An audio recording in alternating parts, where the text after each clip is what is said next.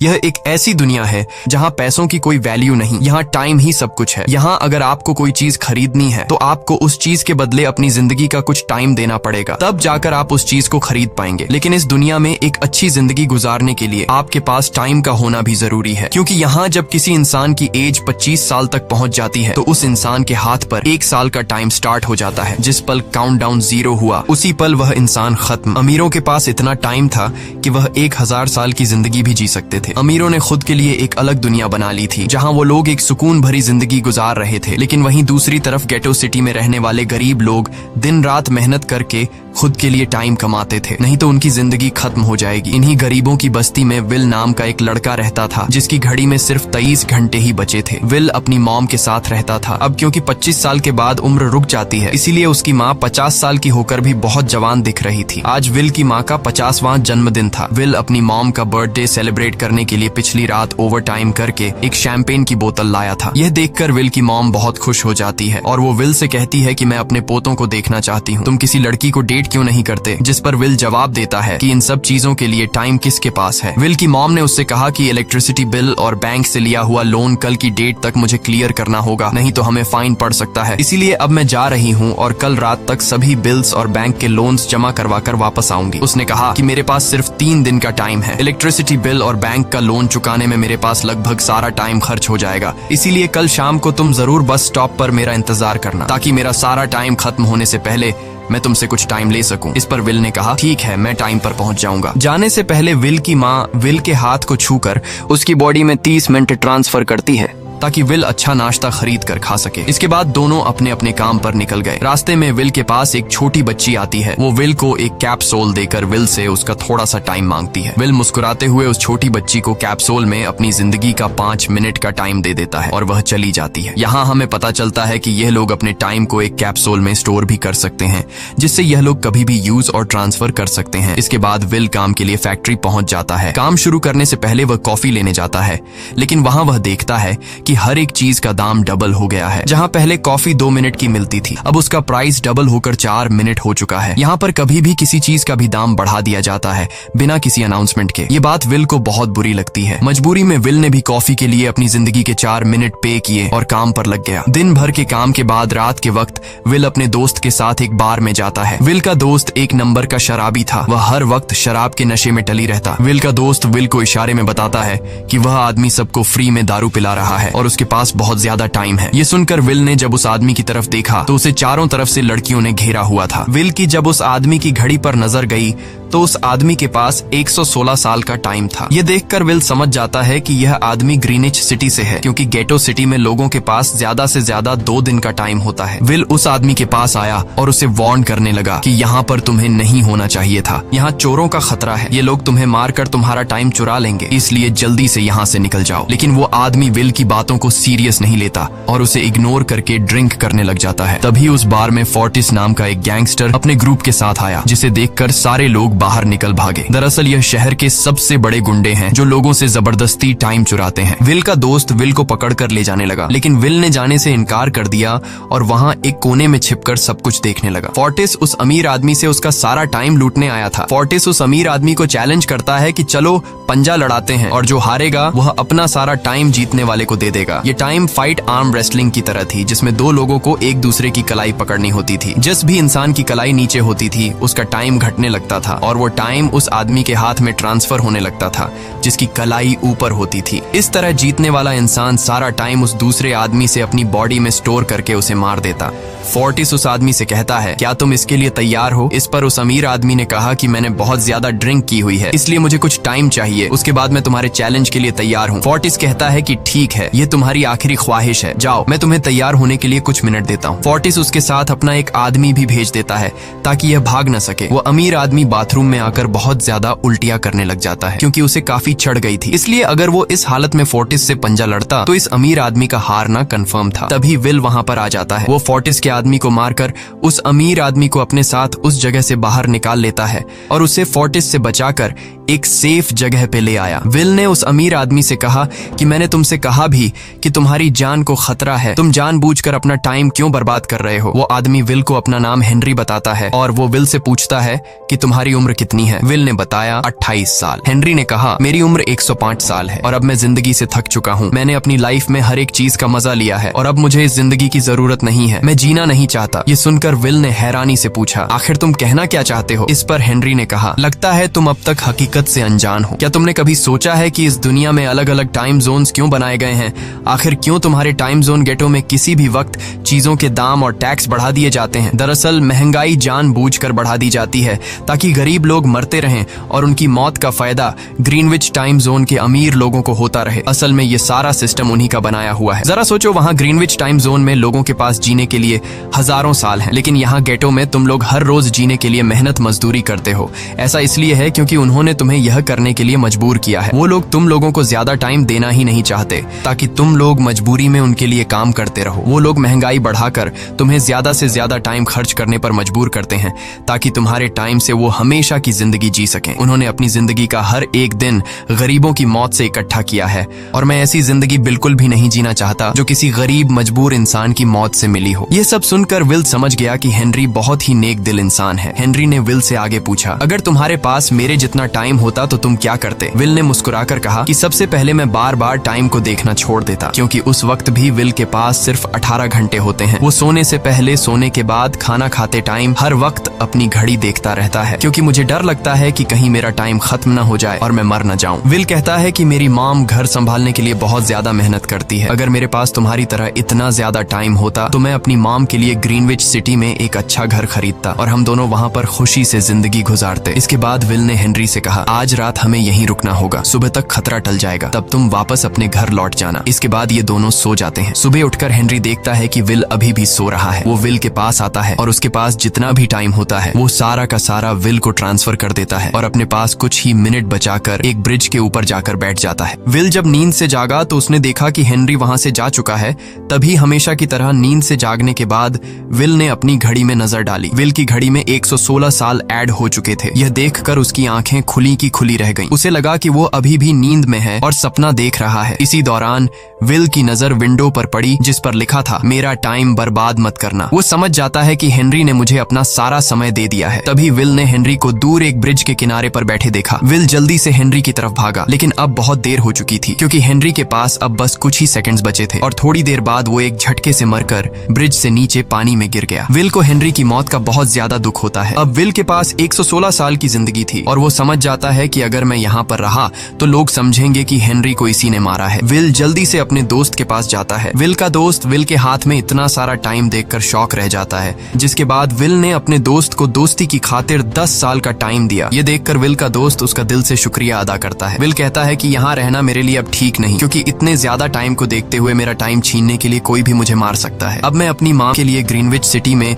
एक अच्छा सा घर खरीद सकता हूँ और वहाँ पर एक सेफ लाइफ गुजारूंगा। जिसके बाद विल अपने दोस्त को गुड बाय कहकर वहाँ से निकल जाता है और सीधा उस बस स्टॉप पर जाकर मॉम का इंतजार करने लगता है, जहाँ 2 दिन पहले उसकी मॉम ने उससे कहा था कि मैं इलेक्ट्रिसिटी का बिल और बैंक का लोन चुकाकर इस बस स्टॉप पर पहुंचूंगी। दूसरी तरफ विल की मॉम सारे लोन और बिल्स भरने के बाद घर लौटने के लिए बस में चढ़ी, पर तभी उसे पता लगा कि एक ही दिन में बस की टिकट के दाम डबल हो गए थे। पहले जहां टिकट 1 घंटे में आती थी वहीं अब प्राइस 2 घंटे हो गया था। ये देखकर विल की मॉम बहुत ज्यादा परेशान हो जाती है क्योंकि विल की मॉम के पास सिर्फ 1.5 घंटा बचा था। विल की मॉम बस ड्राइवर से रिक्वेस्ट करती है कि अगले स्टॉप पर मेरा बेटा उसे बाकी का टाइम दे देगा, लेकिन बस ड्राइवर ने साफ इनकार कर दिया और कहा कि अगर टाइम नहीं है तो फिर पैदल चली जाओ। लेकिन विल की मॉम को पता था कि अगला बस स्टॉप बहुत दूर है, अगर वह पैदल भी जाती है तो उसे पहुंचने में 2 घंटे लगेंगे। उस वक्त बस में ढेर सारे पैसेंजर्स सवार थे। विल की मॉम ने उनसे भी रिक्वेस्ट की पर किसी ने भी उनकी मदद नहीं की। इतने में ही बस वहां से निकल गई। विल की मॉम रेचल के पास ज्यादा टाइम नहीं बचा था, इसलिए वह दौड़ती हुई पैदल घर की तरफ भागने लगी। दूसरी तरफ विल अपनी मॉम के लिए फूलों का गुलदस्ता लिए बस स्टॉप पर उनका इंतजार कर रहा था, क्योंकि आज उसे अपनी मॉम का बर्थडे सेलिब्रेट करना था। बस जब उस स्टॉप पर पहुंची तो कई सारे पैसेंजर्स उतर आए, पर उनमें से विल की मॉम नहीं थी। विल यह देखकर परेशान हो जाता है और उसे समझ आ गया कि जरूर उसकी मॉम मुसीबत में है। वह उसी वक्त अपनी मॉम की तलाश में भागा। उधर रेचल के पास अब कुछ ही मिनट बचे थे। वह रास्ते में आने वाली गाड़ियों और लोगों के घरों का दरवाजा पीट पीट कर आकर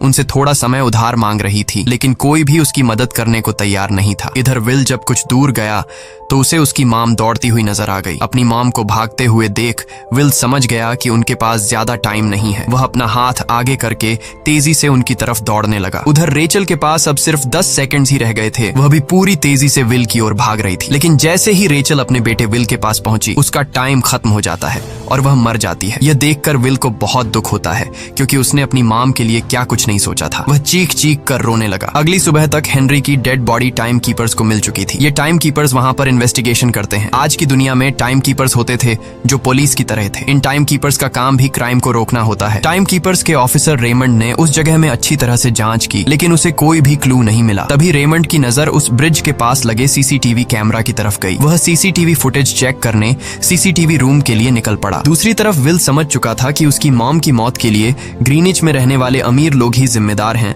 जिन्होंने गेटो शहर के लोगों को एक एक सेकंड का मोहताज बना दिया है। अब विल उनसे बदला लेने ग्रीनिच की तरफ निकल पड़ा और यहाँ से होती है असल कहानी शुरू। ग्रीनविच सिटी में एंटर होने के लिए विल को 1 साल का टाइम खर्च करना पड़ा और ग्रीनिच सिटी जा पहुंचा। वहाँ जब विल ने अमीर लोगों का लाइफस्टाइल देखा तो उसकी आंखें खुली की खुली रह गईं। वहाँ लोगों के पास इतना टाइम था कि वो लोग मरने का नाम तक भूल गए थे। यहाँ पर अमीर लोग के बॉडीगार्ड के पास भी 100 साल से भी ज्यादा का टाइम था। ये देखकर विल गुस्से से लाल हो जाता है, क्योंकि विल जिस शहर से आया था वहाँ पर लोगों के पास सिर्फ 24 घंटे की जिंदगी थी। विल वहाँ एक महंगे होटल में रुकता है। खाना खाते दौरान एक बहुत ही खूबसूरत लड़की विल को देखती है, जैसे उसे विल पसंद आ गया हो। दूसरी तरफ टाइम कीपर रेमंड हेनरी की मौत के वक्त का सीसीटीवी फुटेज चेक कर रहा था। तभी उसे फुटेज में विल दिखाई देता है। हालांकि कैमरा ने हेनरी को ब्रिज से गिरते हुए रिकॉर्ड नहीं किया था, लेकिन उस फुटेज में विल ब्रिज के पास खड़ा नजर आ रहा था, जिससे रेमंड को विल पर शक होने लगा। इसलिए रेमंड ने अपनी टीम को विल के बारे में जानकारी इकट्ठा करने को कहा। रिसर्च के दौरान टाइम कीपर्स को यह बात पता चल जाती है कि विल नाम का एक आदमी बहुत सारा टाइम खर्च करके ग्रीनविच सिटी में एंटर हो गया है, जिससे रेमंड को यह बात कंफर्म हो जाती है कि विल ने ही हेनरी को मारा है। रेमंड उसी वक्त अपनी टीम के साथ ग्रीनविच शहर की ओर रवाना हो गया। दूसरी ओर ग्रीनविच शहर में विल एक कैसीनो में आया, जहाँ कुछ अमीर लोग पोकर खेल रहे थे। विल भी उनके साथ बैठ जाता है। एक नए आदमी को देखकर ये लोग उस पर हंसने लगते हैं, लेकिन विल गैम्बलिंग में माहिर था।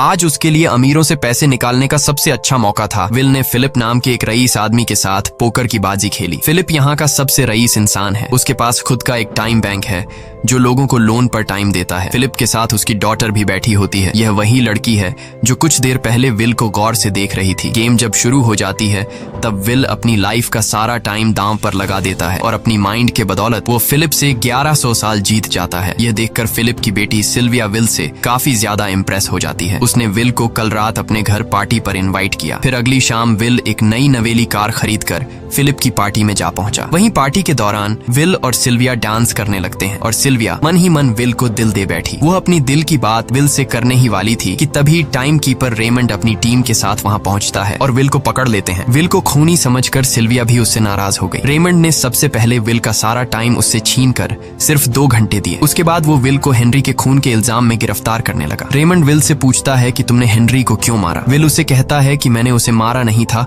बल्कि वो खुद जीना नहीं चाहता था, इसलिए उसने मुझे 116 साल दिए और बाद में उसने खुद की जान ली। लेकिन रेमंड विल की बात पर यकीन नहीं करता। विल समझ जाता है कि रेमंड मुझे हेनरी के झूठे केस में फंसाकर उम्र भर कैद के लिए मुझे जेल में डाल देगा। इसलिए वह मौका देखते ही रेमंड के आदमियों को मारकर खुद को आजाद कर लेता है और उनकी बंदूक लेकर सिल्विया को बंदी बना लिया। सिल्विया को ढाल बनाकर विल उसे साथ लेकर भाग निकला और रेमंड और उसके आदमियों को चकमा देता हुआ वापस गेटो शहर आ पहुंचा। इस दौरान विल के पास टाइम काफी कम बचा था। उसने सिल्विया से कुछ टाइम उधार मांगा, लेकिन सिल्विया ने उसे 1 सेकंड भी देने से इनकार कर दिया, क्योंकि वह भी उसे हेनरी का खूनी समझ रही थी। इसलिए वो और तेजी से गेटो शहर की तरफ कार दौड़ाता है ताकि वहां पहुंचकर किसी से टाइम उधार ले सके। जल्दबाजी में उसका ध्यान आगे सड़क पर बिछी कंटीली तारों पर नहीं पड़ता, जिससे टकराते ही विल की कार ब्रिज से नीचे गिर जाती है। इस एक्सीडेंट में विल और सिल्विया बेहोश हो गए। असल में रास्ते में वह कांटे फोर्टिस और उसकी गैंग ने बिछाए थे। फोर्टिस ने देखा कि सिल्विया के पास 10 साल का टाइम था। वो सिल्विया का सारा टाइम चुरा कर वहां से निकल जाते हैं। इतने में ही विल और सिल्विया को होश आया। सिल्विया ने जब अपने हाथ की तरफ देखा तो वो परेशान हुई, क्योंकि उसके पास सिर्फ 30 मिनट ही बचे थे और विल के पास भी कुछ मिनट ही बचे थे। पर फिर भी उसने सिल्विया को अपने कुछ मिनट दिए, जिससे इन दोनों का टाइम बराबर हो गया। इसके बाद विल सिल्विया को लेकर जल्दी से अपने दोस्त के घर जाता है,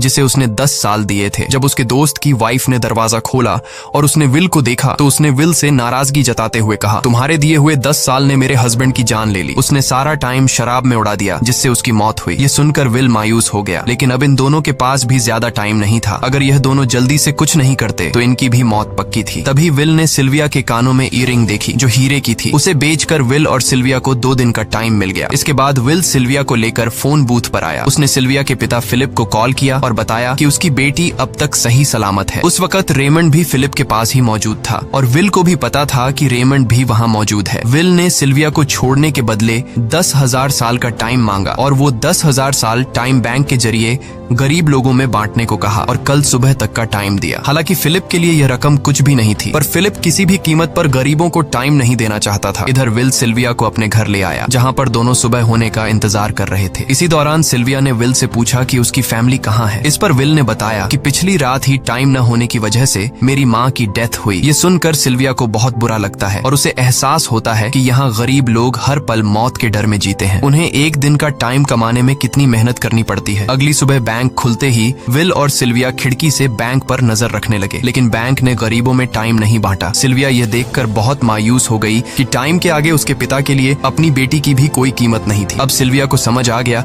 कि उसके पिता सिर्फ बिजनेसमैन नहीं है, बल्कि वो इस सिस्टम के हेड हैं। वो गरीब लोगों की मौत से अपनी जिंदगी के साल जमा करते हैं। सिल्विया को यूं मायूस देखकर विल ने उसे वापस घर भेजने का फैसला किया। वो उसे फोन बूथ पे ले आया और अपने पिता को कॉल करके अपने लिए मदद बुलाने को कहा। इस दौरान विल सिल्विया को वेपन भी दे देता है ताकि वो खुद की हिफाजत कर सके। इधर सिल्विया फोन पर अपने पिता से बात कर रही थी कि तभी टाइम कीपर रेमंड चुपके से वहां आ पहुंचा और विल पर गन तान दी। रेमंड विल पर गोली चलाने ही वाला था कि तभी सिल्विया ने रेमंड को देख लिया और घबराहट में रेमंड पर गोली चला दी। ये देख विल घबरा कर रेमंड के पास आया। हालांकि वो गोली रेमंड के हाथ को छू कर निकल गई थी। रेमंड के हाथ से बहुत खून निकल रहा था। विल ने रेमंड की घड़ी देखी। रेमंड के पास सिर्फ 2 घंटे बचे थे। दरअसल टाइम कीपर्स को भी सैलरी के तौर पर हर रोज 1 दिन का ही टाइम मिलता था। विल समझ गया कि जब तक रेमंड के पास उसके टीम वाले पहुंचेंगे तब तक रेमंड का ज्यादा खून बहने की वजह से उसकी मौत हो गई होगी। इसलिए विल रेमंड को 2 घंटे का टाइम देते हुए रेमंड की कार को लेकर वहां से निकल गया। रेमंड को गोली मारकर अब सिल्विया भी क्राइम लिस्ट में आ चुकी थी। हालांकि विल ने सिल्विया से कहा कि वो अभी इन सब से निकल सकती है, लेकिन ग्रीनिच में सिल्विया की जिंदगी पिंजरे में कैद पंछी की तरह थी। उसके पिता फिलिप ने उस पर बहुत सारी पाबंदियां लगा दी थीं, पर यहाँ आकर उसे आजादी का एहसास हो रहा था क्योंकि यहाँ वो अपनी मर्जी की मालिक थी और सिल्विया समझ जाती है कि यहाँ पर लोगों के साथ गलत हो रहा है। अब वह भी गरीबों को उनका हक दिलाने में विल के साथ थी। विल और सिल्विया ने मिलकर अमीरों को लूटना शुरू कर दिया। सिल्विया जो कि ग्रीनिच सिटी के चप्पे चप्पे से वाकिफ थी, इसलिए इन दोनों ने प्लान बनाया कि वो ग्रीनिच सिटी में बैंक से टाइम कैप्सूल चुराएंगे और उनको गरीबों में बांट देंगे। सिल्विया ने सबसे पहले अपने पिता फिलिप के कई सारे बैंक्स में डाका डाला क्योंकि फिलिप ने गरीबों की मौत से वह सारा टाइम इकट्ठा किया था। इन दोनों ने तिजोरी से सभी टाइम कैप्सूल एक बैग में पैक करके वहां से निकल गए और उन्हें गरीबों में बांटने लगे। इतनी बड़ी चोरी करने के बाद अब सरकार भी इन दोनों से तंग आ चुका था, इसीलिए सरकार ने इन दोनों के सर पर 10 साल का टाइम इनाम रख दिया। ये खबर सुनते ही गैंगस्टर फोर्टिस अब इन दोनों को कुत्ते की तरह ढूंढने लगा, लेकिन विल और सिल्विया हर रोज अपना ठिकाना बदलते रहते थे जिससे वो किसी के हाथ नहीं आते थे। ये दोनों एक होटल में छुपे हुए थे। इनके पास टाइम की कमी तो थी नहीं, इसलिए उन्होंने पूरे होटल को ही बुक कर लिया था। फोर्टिस इन दोनों की तलाश में उस होटल के बाहर आ पहुंचा। वहां उसने कुछ लोगों को पकड़कर उनसे विल और सिल्विया के बारे में पूछने लगा, लेकिन उन लोगों पर विल और सिल्विया के बहुत एहसानात थे, इसलिए ये लोग मरने के लिए तो तैयार थे, पर विल और सिल्विया का ठिकाना बताने के लिए तैयार नहीं थे। लेकिन जब फोर्टिस ने उन लोगों पर बहुत ज्यादा जोर जबरदस्ती की तो उनमें से एक बंदा मौत के डर से फोर्टिस को उस होटल के बारे में बता देता है जहां विल और सिल्विया छुपे हुए थे, जिसके बाद फोर्टिस फौरन अपनी गैंग के साथ वहां पर पहुंच जाता है और इन दोनों को पकड़ लेता है। अब विल और सिल्विया का उनसे बच पाना नामुमकिन था। फोर्टिस ने विल को एक टेबल पर बैठा दिया और उसे टाइम फाइट के लिए चैलेंज किया। विल समझ गया कि अगर मैंने चैलेंज से इनकार किया तो फोर्टिस के गैंग वाले लोग मुझे मार देंगे, इसलिए क्यों ना आज इसके साथ पंजा आजमाया जाए। फोर्टिस और विल ने एक दूसरे की कलाई पकड़ ली और मौत का खेल शुरू हुआ। फोर्टिस माहिर खिलाड़ी था, उसने शुरुआत में ही विल का हाथ नीचे कर दिया, जिससे विल का टाइम तेजी से फोर्टिस में ट्रांसफर होने लगा। लेकिन विल बिल्कुल जोर ही नहीं लगा रहा था, जैसे कि वो जानबूझकर हार रहा हो। पर जैसे ही विल के पास अपनी लाइफ के 3 से 4 सेकंड बचे, तभी विल ने ने अपनी पावर दिखाई और एक झटके से फोर्टिस का हाथ नीचे कर दिया। फोर्टिस की आंखें खुली की खुली रह गईं। वो पूरा जोर लगाकर अपना हाथ ऊपर करने की कोशिश कर रहा था, लेकिन विल की ताकत के आगे वो ढीला पड़ चुका था। ये देख फोर्टिस के आदमियों का ध्यान फोर्टिस की घड़ी पर अटक गया। अब उनका बॉस मरने वाला था। इतने में ही मौका पाकर विल ने अपने जूते से गन निकाली और पलक झपकते ही फोर्टिस के सारे आदमियों को शूट कर दिया, क्योंकि अगर वो ऐसा नहीं करता तो वो लोग उसे मार देते। इसी के साथ फोर्टिस का टाइम 0 हो गया और वह भी मारा गया। विल और सिल्विया जल्दी से वहां से भाग निकले। इसी दौरान उन्होंने देखा कि अमीरों ने सारा खेल पलट दिया था। विल और सिल्विया ने गरीबों में जितना भी टाइम बांटा था उसकी वैल्यू अब कुछ भी नहीं रही थी, क्योंकि अमीरों ने महंगाई के दर को कई गुना बढ़ा दिया था। यह देख विल हारा हुआ महसूस करने लगा और उसे लगा कि मैं कभी भी इन गरीबों को उनका हक नहीं दिला सकूंगा। उसने सिल्विया से कहा कि अब सब खत्म हो चुका है। अगर वो लोगों में 1000 साल भी बांट दें तो अमीर लोग महंगाई को और ज्यादा बढ़ा देंगे, जिससे लोगों की हालत कभी नहीं सुधर पाएगी। सिल्विया ने कहा कि कोई तो रास्ता होगा। इस पर विल ने कहा कि हमें लाखों साल चुराकर इन लोगों को देने होंगे, तब जाकर हम लोग महंगाई को कंट्रोल कर सकते हैं। हालांकि यह इतना आसान नहीं था, पर सिल्विया ने इसके लिए एक प्लान सोच रखा था। अगली ही सुबह जब फिलिप अपने बॉडीगार्ड्स के साथ ऑफिस पहुंचा, तभी सिल्विया वहां आई और उसने अपने पिता से कहा कि वो सरेंडर करना चाहती है। तब सारे गार्ड्स ने सिल्विया पर गन तान दी, लेकिन तभी वहां पीछे से गार्ड के बेस में छिपा विल वहां आ पहुंचा। उसने फिलिप के सर पर गन रखी और उसके जरिए लॉकर का दरवाजा खुलवाया। विल और सिल्विया ने फिलिप के लॉकर से एक टाइम कैप्सूल चुरा लिया, जिसमें 10 लाख साल का टाइम मौजूद था। इस टाइम कैप्सूल का एक साल गरीबों की ही मौत से आया था। विल और सिल्विया वह टाइम कैप्सूल लेकर भाग जाते हैं। इधर रेमंड को जब यह बात पता चली तो वह फौरन विल और सिल्विया के पीछे लग गया। जब रेमंड ने अपने हाथ पर घड़ी को देखा तो उसके पास 1 घंटे से भी कम टाइम बचा हुआ था। वह हेडक्वार्टर कॉल करके कहता है कि मुझे मेरी सैलरी कैप्सूल में भेज दो, मेरे पास टाइम कम है। लेकिन इससे पहले कि वह अपनी बॉडी में कैप्सूल से टाइम ट्रांसफर कर पाता, उसे विल की कार दिख जाती है और वह कैप्सूल से अपनी बॉडी में बिना टाइम ट्रांसफर किए उनके पीछे लग जाता है, क्योंकि अगर वो 10 लाख साल गरीबों को मिल जाते तो गेटो टाइम जोन का हर एक इंसान अमर हो जाता और अमीरों का बनाया पूरा सिस्टम तहस नहस हो जाता। रेमंड ने विल और सिल्विया को पकड़ने के लिए अपनी पूरी जी जान लगा दी, लेकिन वो उन्हें रोक नहीं पाया। विल और सिल्विया रेमंड को चकमा देकर गेटो शहर आ गए